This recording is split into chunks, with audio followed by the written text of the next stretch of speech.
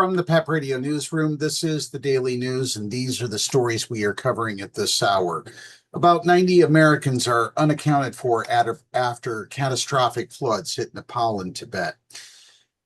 U.S. officials said about 90 U.S. citizens remain unaccounted for Thursday, a day after catastrophic floods engulfed a border area of China and Nepal, killing hundreds of people. A spiritual organization said that 22 Americans associated with it were unaccounted for. In a statement, the U.S. State Department said it is not aware of any U.S. deaths, but 3 Americans have been rescued. Many of the missing were on a pilgrimage to Mount Kailash in Tibet, a sacred site for Hindus, Buddhists, and others.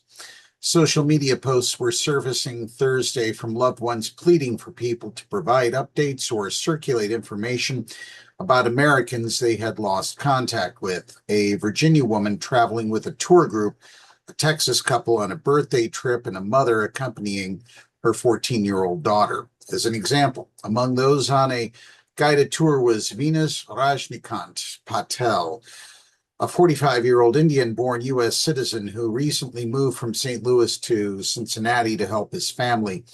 Patel's brother, Dennis, said Venus called him and their parents a few hours before the floods, showing them his hotel room on the Nepalese side of the border and talking about how excited he was to cross into Tibet. He had been planning the pilgrimage for 2 years, his brother said.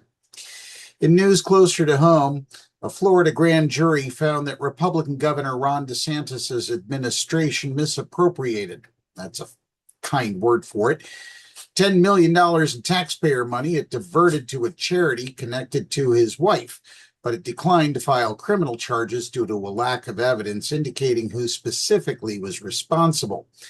DeSantis on Thursday did not dispute the legitimacy of the secret grand jury report obtained and published by CBS News Miami, but he insisted no laws were broken and said whoever leaked the sealed document would face consequences. The Leon County grand jury completed its report in January on investigations into Hope, Florida. The charity started in 2021 by Florida First Lady Casey DeSantis. Despite the lack of charges, the report ignited a new round of criticism aimed at DeSantis and other top state Republicans over the charity receiving $10 million from a state Medicaid settlement intended to help poor children get health insurance. David Jolly, the Democratic nominee for governor, called for the grand jury probe to be reopened. He faces Republican Byron Donalds in November. DeSantis, under Florida law, cannot seek a third term. The Hope Florida charity is supposed to help financially struggling families connect with churches and aid groups to help keep them off publicly financed assistance programs. The $10 million was instead moved to political action committees that used the money to oppose a 2024 statewide ballot measure that would have legalized cannabis for adults in the state. And finally, this news seems to hit harder every single passing day. Dolly Parton didn't just sing lovingly about her Tennessee mountain home. She spent her life elevating an often overlooked region to showcase what long inspired her music and sparked a tourism boom that forever changed those living against the backdrop of the Great Smoky Mountains. And it is because of that deep devotion that Parton's death has been profoundly personal to rural Sevier County. To the world, Parton was one of the world's best-known country music stars. To her neighbors, she was Tennessee's favorite daughter.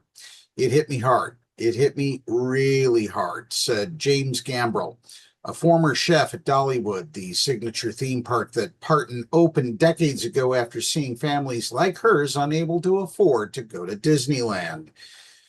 If it don't affect you, then there's something wrong, Gambrell said of Parton's death, adding that he became so close to her family that they adopted him as kind of a nephew.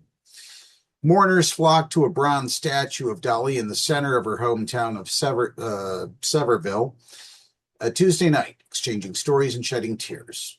The town is set in the hills of the Smoky Mountains, just minutes from Dollywood. Many brought flowers and drawings and other tributes to the late singer. That's the news this hour. PEP Radio is available on the Live 365 app, the homepage at paequality.com, Roku, Alexa, and wherever you find streaming radio. Up next, we have the Meadville area weather forecast here on PEP Radio.